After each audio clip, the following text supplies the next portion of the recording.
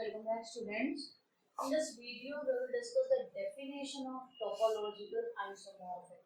It is a very important definition. देखो इसमें होना क्या है कि बेसिकली आपका आइसोमॉर्फिक से पता चल रहा है कुछ ना कुछ आइसोमॉर्फिज्म से रिलेटेड होगा. बस उसमें टोपोलॉजिकल लगने के बाद वो चीजें कैसे डिफाइन की जा रही है वो देखना है. ओके, तो आइसोमॉर्फिक का मतलब क्या होता है? One one onto and homomorphism, यही होता है ना. लीनियर ट्रांसफॉर्मेशन हो, वन वन हो एंड वन टू हो. उसमें टोपोलॉजिकल लगने से क्या चेंज आ रहा है वो चीज देखते हैं. ओके, तो फर्स्टली तो लीनियर ट्रांसफॉर्मेशन की बात हो रही है. That means there will be something in domain and something in codomain.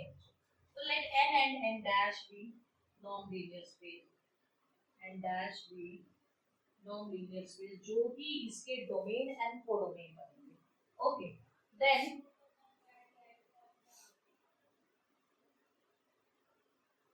n is said to be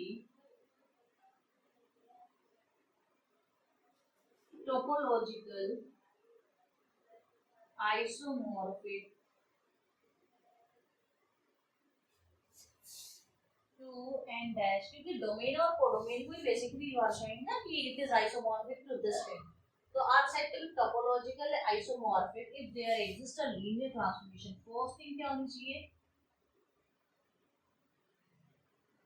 t. अब t की कौन सी प्रॉपर्टीज होनी चाहिए? First thing, t is 1 1. t 1 1 होना चाहिए. t is continuous. And third thing is t inverse is continuous. t inverse is continuous. अगर t है तो t का inverse भी continuous होना पड़ेगा. This is the definition. यहाँ पे देखो, ये बहुत ही अच्छी चीज है for notice. क्या है वो चीज? देखो, t को डेफिनेशन में t को सिर्फ 1 1 होने के लिए बात की गई है. ऑन टू का कोई भी जिक्र नहीं किया गया है. बट t इनवर्स कब एग्जिस्ट करता है? जब t बाइजेक्टिव हो. t बाइजेक्टिव कब होता है? जब t इंजेक्टिव एंड सर्जेक्टिव दोनों हो. इंजेक्टिव तो है कंडीशन यहाँ पे, बट सर्जेक्टिव की बात नहीं करी गई है. ऑन टू होने की बात नहीं करी गई है. दैट मीन्स t इनवर्स के एग्जिस्ट करने की वजह से अगर t 1 1 आ रहा है ना और t इनवर्स एग्जिस्ट कर रहा है, ये कंडीशन आपको दे दी गई है. That means t onto ही होगा.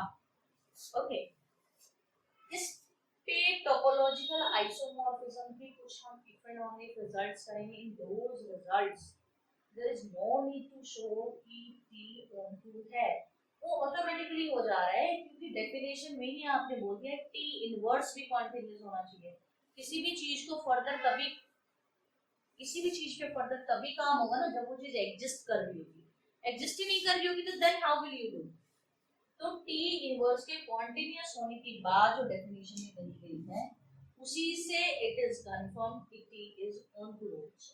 ऑलराइट, और जो हम रिजल्ट करेंगे ना इसके बाद उसमें भी हम t को ऑन टू शो नहीं करेंगे. हम सिर्फ 1 1 शो करेंगे और क्वांटिटी पे बात करेंगे. ओके, एक दूसरी डेफिनेशन है. वो डेफिनेशन क्या है कि there exist a homeomorphism. Homeomorphism from n on to n dash which is a linear transformation also. वो होम्योमॉर्फिज्म क्या होगा? एक लीनियर ट्रांसफॉर्मेशन t होगा. या तो ये डेफिनेशन या फिर ये definition. That result which we will discuss in next video. In that result we will use this above definition. Okay.